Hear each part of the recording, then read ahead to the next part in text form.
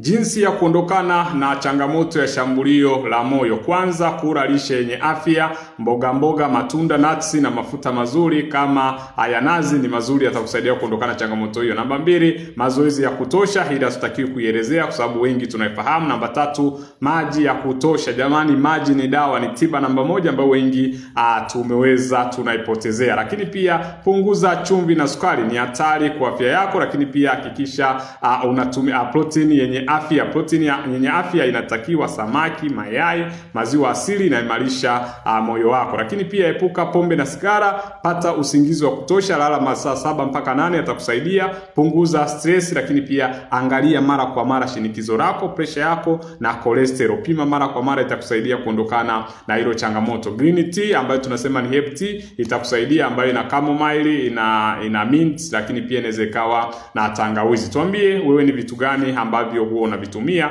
ulipokuwa na changamoto ya shambulio la moyo. Hakikisha unawasiliana na Dr. Jimmy kama unahitaji msaada zaidi.